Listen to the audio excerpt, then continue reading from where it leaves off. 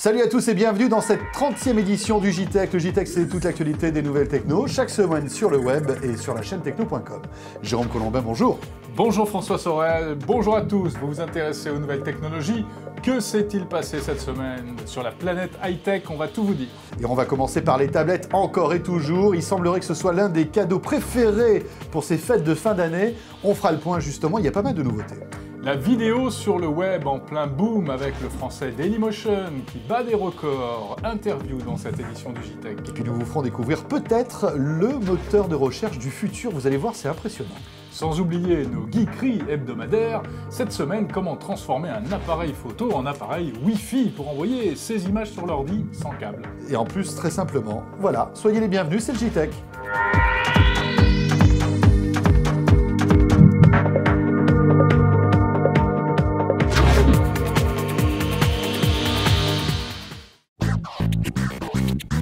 Écoutez le JTech avec les casques AKG. Faites-vous partie de ceux qui vont commander pour Noël une tablette? Tu me poses la question? Oui. Écoute, j'ai honte de te répondre, Jérôme, oui, j'ai encore envie d'une tablette.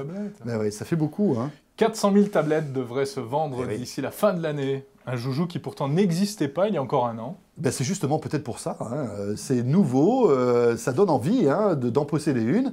Tu sais qu'aux États-Unis, oui. un enfant sur 3 a commandé et voudrait avoir un iPad à Noël. Bon, alors je ne sais pas si leurs souhaits vont être exaucés. Pas sûr. En tout cas, sachez que, bah, évidemment, l'iPad, puisque tu en parlais, va sans doute rafler tous les suffrages hein, pour ces fêtes de fin d'année, même s'il a quand même des concurrents qui commencent à s'installer.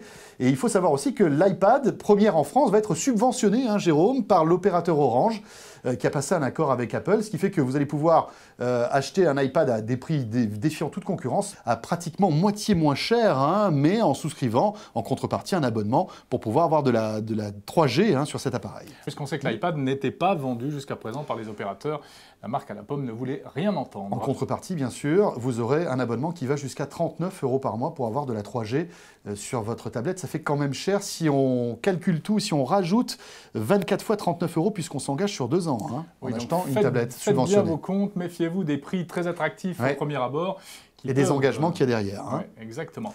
Alors les tablettes, il y a des nouveautés. On va trouver un certain nombre de modèles déjà là pour Noël. Vous pourrez faire votre choix entre plusieurs choses. Et puis il y a des choses qui se préparent encore pour l'année prochaine. François, tu rentres à l'instant. Là, tu viens de poser ton sac. Il arrive des États-Unis, tu étais à New York à une présentation du Taïwanais Acer. Oui, tout à fait, Acer qui a réuni des centaines de journalistes à New York pour justement présenter leur roadmap pour les prochains mois. Alors rien de neuf d'ici Noël, tout sortira l'année prochaine. Et regardez, pas mal de nouvelles tablettes, alors il y en a pour tous les goûts, pour toutes les tailles. Ça commence à 5 pouces, alors 5 pouces tu sais c'est un peu un format étrange, on ne sait pas si c'est un smartphone ou si c'est une tablette. Après on arrive à 7 pouces avec de l'Android. Regardez, hein, ces images où on voit justement cette tablette qui n'est pas encore véritable, qui n'a pas été véritablement présentée. Hein. Là, on a l'impression que c'était un prototype puisqu'on nous présentait ces produits, mais un peu en les cachant, si tu veux. On ne pouvait pas voir véritablement toutes les fonctionnalités. Donc là, voilà cette 7 pouces. Et puis, il y aura une 10 pouces qui tournera, Jérôme, et ça, c'est une nouveauté, sous Windows 7, le système d'exploitation de Microsoft. Donc 10 pouces, c'est un tout petit peu plus grand que l'iPad. Et Windows 7, c'est vrai que c'est le grand absent des tablettes jusqu'à présent. Donc on va suivre ça de près. Hein. Voilà, ça arrivera, si tout va bien, courant de la moitié de l'année prochaine, donc on a encore quelques mois devant nous. Et puis, autre chose que j'ai découvert à New York, Jérôme. Pendant que moi je tenais la boutique quand même, il ne faut pas l'oublier. C'est bien, tout s'est bien passé, ça va? Oui, ça va, je te remercie. Donc, qu'est-ce que tu as vu d'autre? Eh bien, cet étonnant appareil, alors c'est un laptop, un ordinateur portable, mais qui a la particularité d'avoir 2 écrans, un en haut et un en bas, et les 2 écrans sont tactiles. C'est assez étonnant parce que, en fait, ça révolutionne un petit peu les usages qu'on peut faire, qu'on peut avoir avec son ordinateur. Écoutez les propos d'un des responsables d'Acer qui nous explique à quoi peut servir cette machine. Alors cet appareil est un appareil un peu innovant, précurseur, qui témoigne de notre croyance dans l'interface touch. Donc le monde a changé.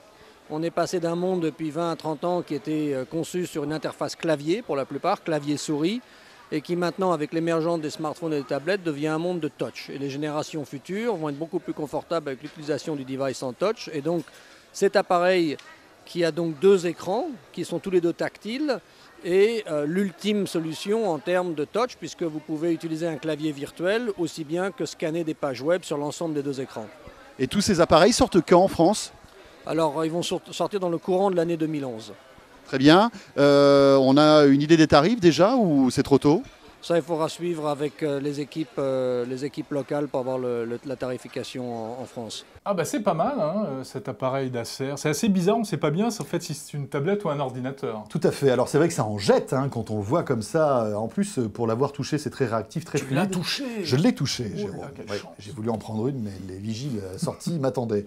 Alors bon, maintenant la question cruciale, est-ce que ça apporte quelque chose véritablement? Est-ce que le fait d'avoir ces deux écrans tactiles, sans clavier, apporte véritablement une spécificité? On verra ça, écoutez, quand ça Ça va sortira. servir.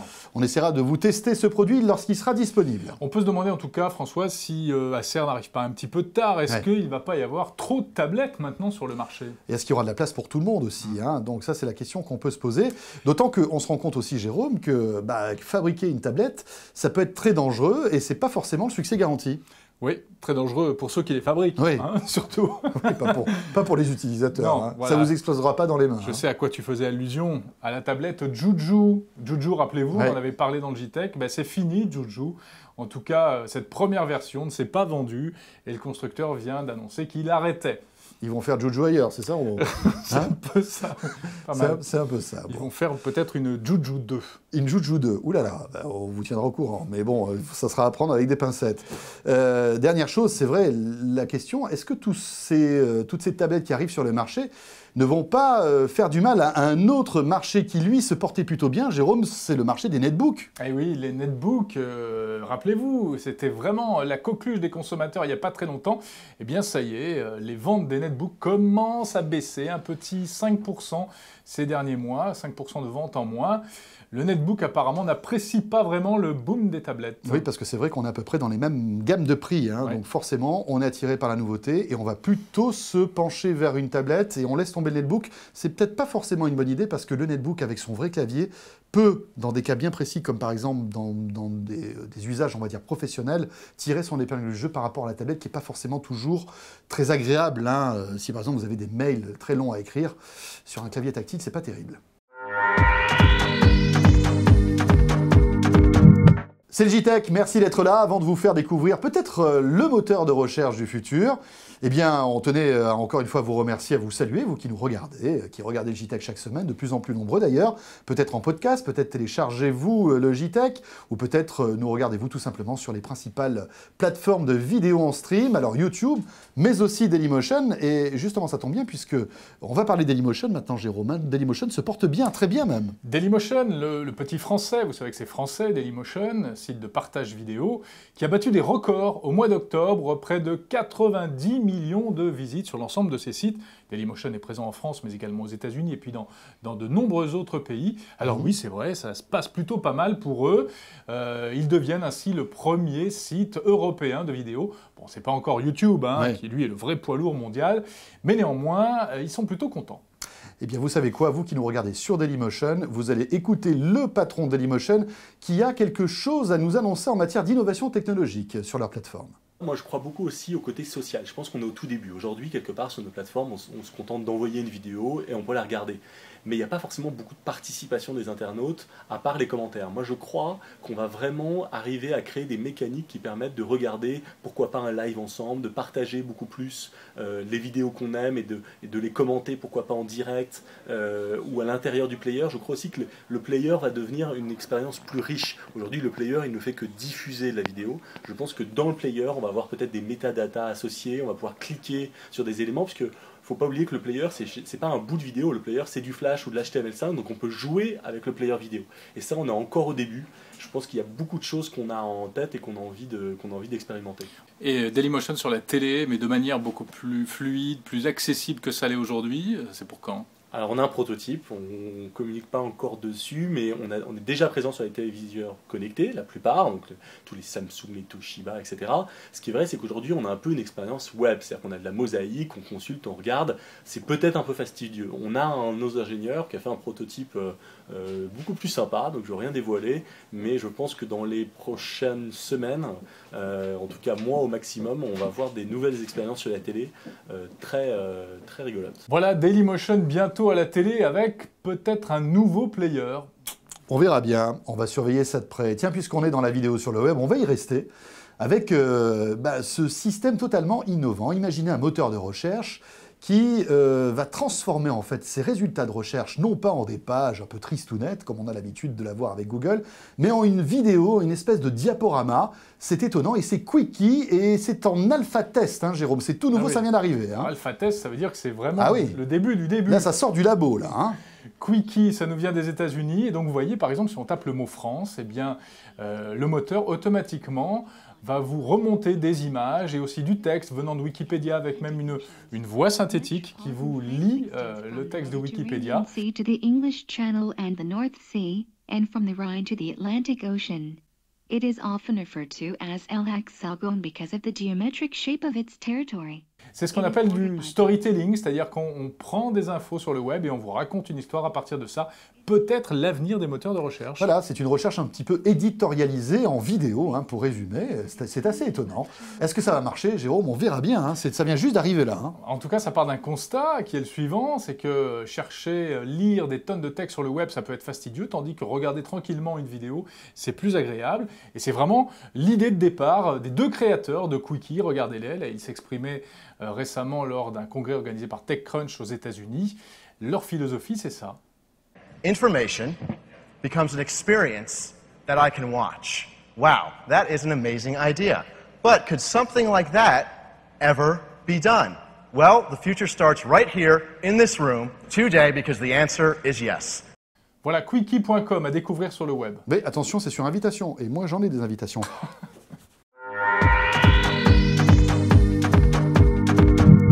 Les geekeries du JTech, comme chaque semaine, on vous fait découvrir des gadgets un petit peu insolites. Et cette semaine, je trouve que c'est pas mal du tout. Ce système-là va vous rendre service, très certainement. Regardez-moi cette petite carte mémoire SD. On connaît tout ça, on a tout ça dans notre appareil photo, smartphone, etc.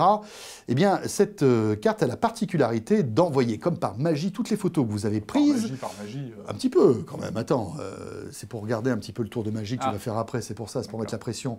Qui va donc envoyer toutes les photos que vous avez prises depuis votre appareil sur votre ordi, tout ça en Wi-Fi. Et ça s'appelle iFi. C'est pas mal du tout, ça veut dire que les photos sont enregistrées sur la carte, mais en plus, dans la carte, il y a un petit émetteur Wi-Fi. Il y a un tout petit émetteur Wi-Fi, c'est vraiment là un miracle de la miniaturisation, parce que franchement, ça a la forme, la taille et le poids d'une carte SD traditionnelle, sauf qu'il y a plein d'électronique dedans. En gros, comment ça marche ? Vous insérez cette carte SD dans un appareil compatible, il y en a beaucoup, hein, plusieurs centaines. C'est un appareil photo, tu peux nous faire la démo ? C'est même plus qu'un appareil photo, c'est une petite caméra. L'avantage, c'est que ça marche aussi avec les caméras, donc ça c'est plutôt cool. Elle envoie ses photos sur votre ordinateur, tout ça en Wi-Fi. Pas mal du tout. Alors, pas besoin de câble, pas besoin de sortir la carte, de la brancher sur l'ordinateur. Ça s'est envoyé immédiatement sur votre Mac ou votre PC. Il y a une portée de quelques mètres. Et puis, si vous vous branchez dans un hotspot, par exemple, vous pouvez même envoyer directement vos photos sur Internet. Voilà, photos, mais aussi vidéos. Hein. Alors, vérifiez bien que votre appareil est compatible avec ce système parce que ça ne marche pas avec tous les appareils. Ça reste, cela dit, une vraie carte mémoire sur laquelle les photos sont stockées. Bien sûr, avec des capacités qui vont de 4 à 8 Go. Le prix, de 60 à 130 €, tout dépend justement de la capacité et des options que vous avez sur cette petite carte. À noter qu'il existe aussi une application iPhone qui va vous permettre après de visualiser les photos que vous avez prises avec votre appareil sur votre iPhone. Si c'est pas beau, tout ça. iFi. Voilà, c'est la fin de ce JTech. On se retrouve évidemment samedi prochain, puisque vous le savez, c'est tous les samedis JTech. Voilà, le JTech donc sur le web. N'hésitez pas à nous rejoindre aussi sur le site de la chaîne Techno, www.lachaînetechno.com, site qui vous permettra aussi de tout savoir sur un appareil qui était très attendu, c'est l'Apple TV, et on l'a testé pour vous, cet Apple TV. Vidéo premium, le test de l'Apple TV à découvrir sur la chaîne techno.com. Salut à tous, et on se retrouve bien évidemment avec beaucoup de plaisir dans 8 jours. Ciao, bye bye.